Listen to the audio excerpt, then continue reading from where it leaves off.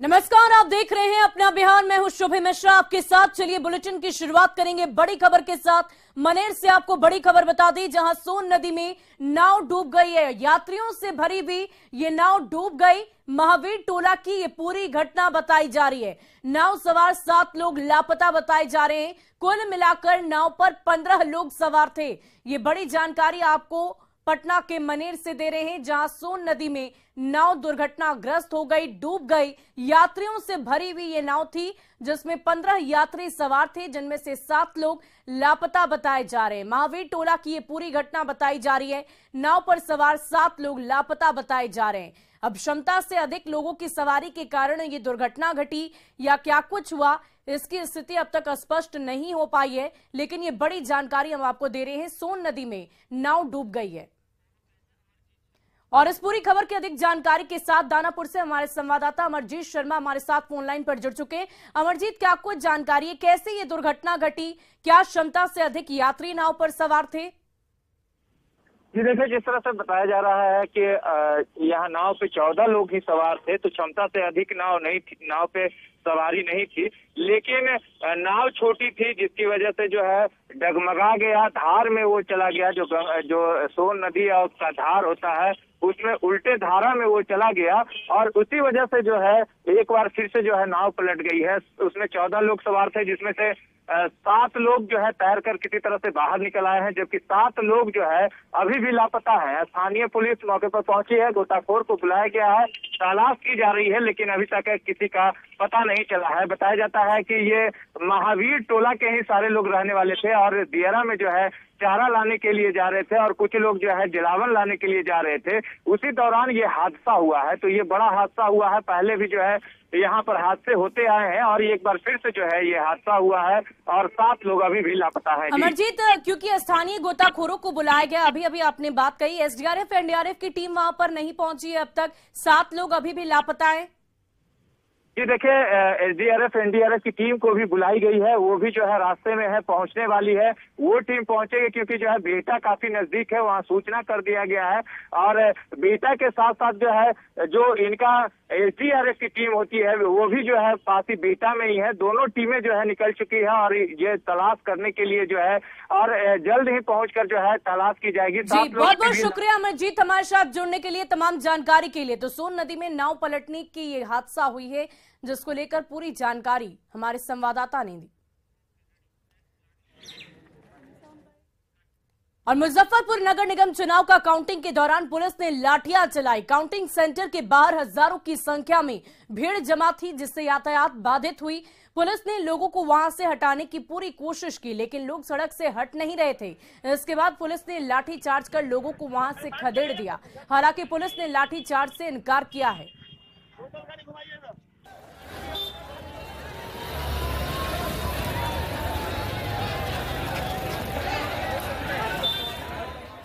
लाठीचार्ज किया गया है? लाठीचार्ज की बात नहीं हुई है। लगातार जाम की भीड़ को हटाया। रोड देखिए, आम रोड जो चालू रोड है, जिसमें आने जाने वाले लोगों को आना जाना है, उसमें भी लोग भीड़ लगाए हुए, उनको हटाया जा रहा है, खाली कराया जा रहा है। जी हाँ, खाली कराया जा रहा है। और पटना नगर निगम के 75 वार्डों में आधे से ज्यादा वार्डों के प्रत्याशियों की जीत की घोषणा हो चुकी है और काउंटिंग स्थल के बाहर भीड़ बढ़ती ही जा रही है। एएन कॉलेज के बाहर प्रत्याशियों के समर्थक लगातार नारेबाजी कर रहे हैं और ढोल नगाड़े के साथ प्रत्याशियों का स्वागत करते नजर आ रहे हैं। मतगणना स्थल पर प्रशासन ने सुरक्षा के पुख्ता इंतजाम किए हैं। मतगणना केंद्र से और अधिक जानकारी दे रहे हैं न्यूज 18 संवाददाता रजनीश कुमार।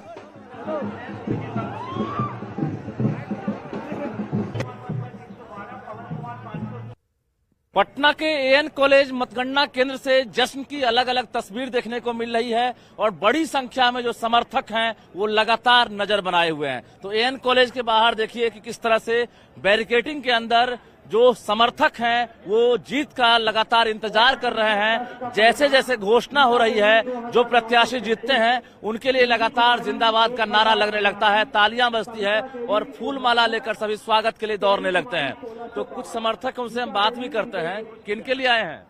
हम वार्ड नंबर 17 के प्रत्याशी के लिए आए हैं। अभी रिजल्ट नहीं आया? अभी रिजल्ट नहीं आया है। ये सब लेकर आए हैं, माइक वगैरह बाजा वगैरह? ये हम पूरा संतुष्ट हैं कि वो 3000 वोट से अधिक से जीतेंगे।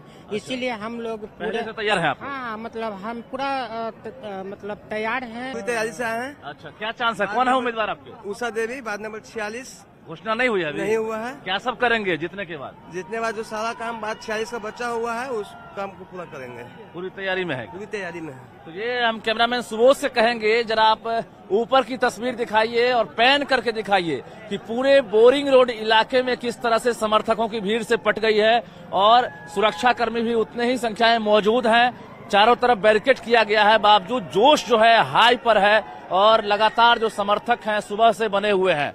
तो ये देखिए, महिला हो या फिर पुरुष हो, वो यहाँ पर स्वागत में खड़े हैं और जो जीतते हैं बाहर निकलते ही उनको फूल माला से उनका स्वागत किया जाता है।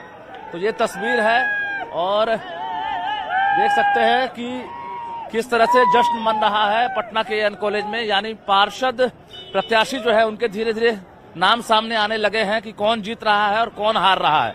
हालांकि डिप्टी मेयर और मेयर पर सभी की निगाहें टिकी है, लेकिन अभी तक जीत की घोषणा नहीं हुई है। जरा हम ऊपर आपको लिए चलते हैं और देखिए कि अभी भी भीड़ जो है चारों तरफ से आपको देखने को मिलेगी। कुल मिलाकर तकरीबन 5 घंटे से जो लोग हैं बोरिंग रोड में लगातार बने हुए हैं एएन कॉलेज के पास और सभी अपने अपने प्रत्याशियों के जीत के इंतजार में है। कोई दावा कर रहा है तो कोई इंतजार कर रहा है। तो ये तस्वीर है और निश्चित रूप से कुछ देर बाद ये पता चल सकेगा कि पटना के सभी 75 वार्ड के पार्षद कौन बने हैं और उसके साथ साथ पटना के डिप्टी मेयर और मेयर कौन बन रहे हैं।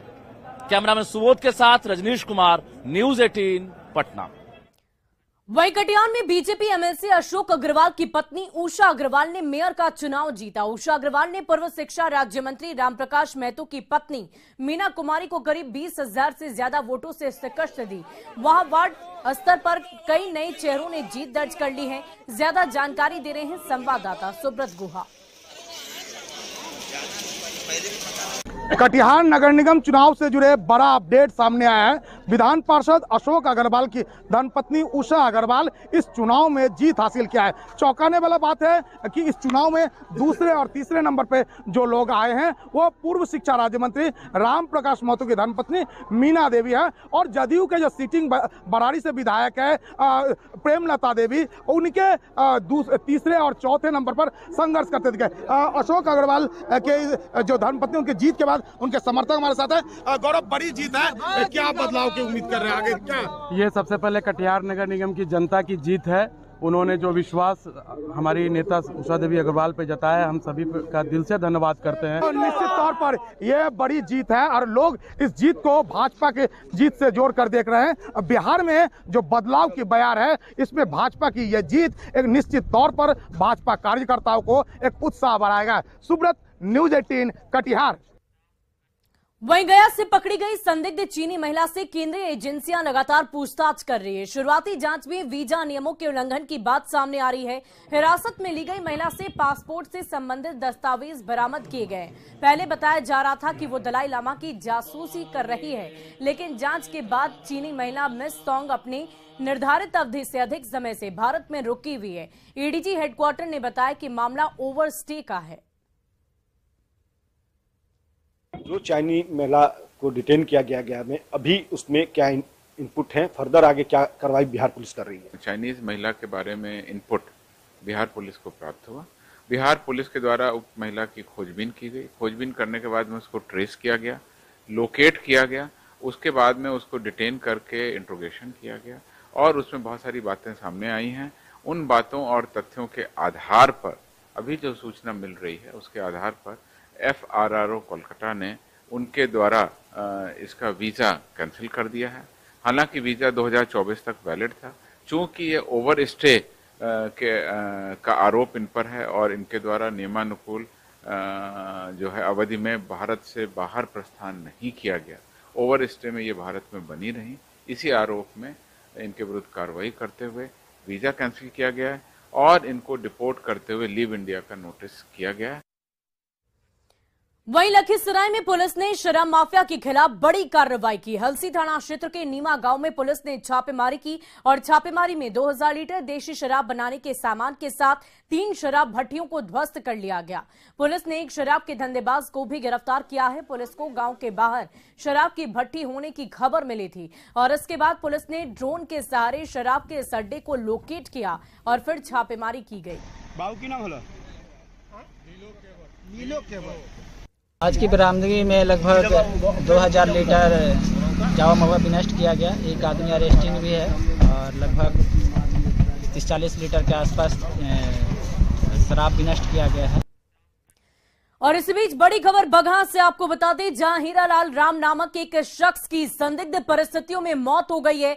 परिजनों ने शराब पीने से मौत का दावा किया है। मामला लोकरिया थाना क्षेत्र के पीपरा धिरौली वार्ड संख्या 15 का बताया जा रहा। लोगों ने यह भी दावा किया है कि इलाके में शराब की खुलेआम तस्करी होती है, लेकिन पुलिस प्रशासन पूरी स्थिति पर आंखें बंद किए रहता है। ऐसे में इस शख्स की मौत पर गंभीर सवाल खड़े होते हैं।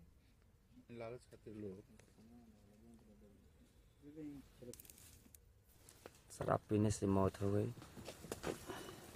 कहाँ मिली थी शराब? यही गांव में मिली थी, पिपरा धिरौली में। यहाँ शराब बनती है, बिकती है? शराब यहाँ बहुत भारी मात्रा में बनती है। कैसे आपको जानकारी मिली? कब पिए थे शराब? प्रतिदिन लोग यहाँ पर पीता है, तो जानकारी इसमें का लेने की बात है। क्या चाहते हैं हम लोग चाहते हैं कि शराब बंदी है तो बंद कर दिया जाए। वहीं मधुबनी में नए साल के जश्न के पहले शराब तस्करों के खिलाफ पुलिस की कार्रवाई जोर शोर से जारी है। ये तस्वीरें आपको मधुबनी के झंझारपुर अनुमंडल की दिखा रहे हैं। यहां भैरव स्थान थाना क्षेत्र के अलावा भेजा और मधेपुर थाना क्षेत्र में पुलिस की छापेमारी चल रही है। कोसी दियारा इलाके में गांव गलियों और खेत खलिहानों में भी पुलिस की छापेमारी लगातार जारी है। शराब के अड्डों को ध्वस्त करने के साथ साथ शराब तस्करों के खिलाफ कड़ी से कड़ी कार्रवाई की जा रही है। हम लोग लगातार रेड कर रहे हैं और जो जो संभावित जगह है, जैसे कि भेजा और मधेपुर या अन्य कोई भी संभावित जगह है, सबका लिस्ट बना हुआ है। हम लोग उस पर औचक रेड करेंगे और फिलहाल आपको दिखेगा।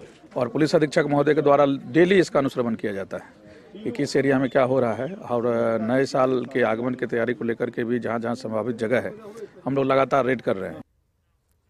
वहीं जमुई में सरकारी एजेंसियां धान नहीं खरीद रही है, जिससे खैरा प्रखंड के किसान बेहद परेशान हैं। किसानों का कहना है कि पैक्स ने धान खरीदने से इनकार कर दिया है। ऐसे में वो निजी हाथों में औने पौने दाम में धान बेचने के लिए बेहद मजबूर हो गए। दरअसल कृषि विभाग की ओर से इलाके को सूखा प्रभावित घोषित कर दिया गया था, लेकिन हमारी पंचायत में धान की अच्छी पैदावार हुई। ऐसे में पैक्स धान खरीदने के लिए तैयार नहीं है। धान खरीदारी का इंतजार कर रहे किसानों से बातचीत की है न्यूज 18 संवाददाता केसी कुंदन ने। जमुई जिले के खैरा प्रखंड के अमारी पंचायत के दर्जनों किसान इसलिए परेशान हैं क्योंकि उनका धान सरकारी दर पर अधिप्राप्ति नहीं हो पा रही है। धान का फसल तैयार है, खेत खलिहान और घर में रखा हुआ है, लेकिन सरकारी दर पर इसकी अधिप्राप्ति नहीं हो पा रही है। कारण बताया जा रहा है कि अमारी पंचायत को सुखाड़ क्षेत्र घोषित किया गया था, लेकिन नहरी क्षेत्र होने के कारण इस पंचायत में धान की फसल अच्छी हुई है और अच्छी फसल होने के बाद अब धान का फसल तैयार कर किसान रखे हुए हैं, लेकिन सरकारी दर पर इनकी खरीदारी नहीं हो रही है। क्या परेशानी है? हम लोग का सरकारी रेट पर धान अगर नहीं बिकता है तो हम लोग भूखे मरने पर विवश हो जाएंगे। कपड़ा लत्ता, दवा दारू, ब्याह शादी कैसे करेंगे? व्यापारी को अगर हम बोलते हैं तो वो 1200 से 1400 के रेट में बोलता है, उससे हम लोगों का लागत भी नहीं निकल पा रहा है, तो हम लोग आगे क्या करेंगे? भूखे मरने पर विवश हो जाएंगे। तो क्या कारण है कि नहीं बिक रहा है? इसलिए कि यहाँ का जो रिपोर्ट किया है जो किसान सलाहकार, वो कहा कि नहीं ये सुखाड़ क्षेत्र हो गया, यहाँ धान नहीं हुआ, जबकि यहाँ देख लीजिए कि 100/100 धान का रोपाई हुआ और हर वर्ष की अपेक्षा इस वर्ष ज्यादा धान हुआ है। क्या परेशानी हो रही है? परेशानी यही है कि हम लोग के धान पैक्स अध्यक्ष बोले कि नहीं लेंगे, और नहीं लेंगे तो ऊपर से आदेश हुआ है कि जितना धान लेने का था उतना धान हम खरीद लिए, और विशेष हम लोग व्यापारी के देने के लिए चाहते हैं तो उचित रेट हम लोग के नहीं मिल पाता है। क्या परेशानी है कि अब धान नहीं ले रहे हैं किसानों का? हमारे पास बहुत कम लिमिट मिला है धान खरीदने का। कितना? 213 मीट्रिक टन। क्यों? क्यों बोला कि यहाँ सुखाड़ क्षेत्र हो गया घोषित, इसलिए कि बहुत कम ही मिला है, जबकि यहाँ किसान बहुत एक्सेस संख्या में देने के लिए हर साल धान देते हैं, 30 लॉट 35 लॉट धान देते हैं। इस बार मात्र हो गया 5 लॉट। तो हम किसका धान लें किसका धान नहीं लें, संख्या बहुत एक्सेस है देने वाला, तो परेशानी में साथ में यही है। तो अगर वहाँ से टारगेट बढ़ेगा तो हम यहाँ इन लोग का धान ले सकते हैं। तो आपने मना कर दिया है? जी, हम किसका धान लें किसका नहीं लें। सुखाड़ क्षेत्र घोषित होने के बाद कारण जो सरकार ने मात्र 2 मैट्रिक टन लक्ष्य रखा, अब किसानों के पास इतना धान है कि कह नहीं सकते हैं, इनके घरों तक रखा हुआ है, खलिहान में रखा हुआ है, और सरकारी एजेंसी जो पैक्स है वो कह रही है कि वो धान नहीं ले सकते हैं क्योंकि उनकी सीमा मात्र 2 मैट्रिक टन है। ऐसे में किसान परेशान है और मांग है कि इनकी धान सरकारी दर पर लिया जाए क्योंकि निजी हाथों में इन्हें कम पैसे मिल रहे हैं। केसी कुंदन, न्यूज 18 जमुई। वहीं रोहतास में खाद के लिए कैसी मारामारी है आपको दिखाते हैं, आप खुद देखिए तस्वीरें डेहरी अनुमंडल के तिलौथी की है, जहां खाद्य वितरण केंद्र पर सुबह से ही किसान कतारबद्ध हैं। किसानों का कहना है कि सुबह से ही लाइन में खड़े रहने के बावजूद भी खाद नहीं मिल पा रहा है। हालात का अंदाजा इसी बात से आप लगा सकते हैं कि लाइन में लगे किसान खुद से तो उलझे ही हैं और थोड़ी ही देर के लिए तिलौथी बाजार में हंगामा भी उनकी तरफ से किया गया। ये तस्वीरें आप देख पा रहे होंगे, लंबी कतार किसानों की लगी हुई है और देर रात से ही सुबह से ही लोग कतारबद्ध रहते हैं, लेकिन फिर भी खाद की आपूर्ति उस मात्रा में नहीं हो पाती है जितनी जरूरत है और अभाव की वजह से किसानों का आक्रोश भी जगह जगह पर देखने को मिलता है। डेहरी के तिलौथू की तस्वीर हम आपको दिखा रहे हैं, खाद के लिए मारामारी की जा रही है। देखिए आपस में ही किसान भिड़ गए हैं, ये तस्वीरें हम आपको दिखा रहे हैं। सुबह 3 बजे से ये किसान कतारबद्ध हैं ताकि इन्हें खाद मिल पाए, लेकिन खाद की आपूर्ति उस मात्रा में नहीं हो पा रही, जिसकी वजह से इस तरह की तस्वीरें सामने आती है। कल हम भी आए थे शाम को तो खाद यहाँ पर नहीं मिला, बोला कि कल आइएगा। हम लोग लाइन में लगे हुए सुबह से 6 बजे से, पहले से मैंने रसीद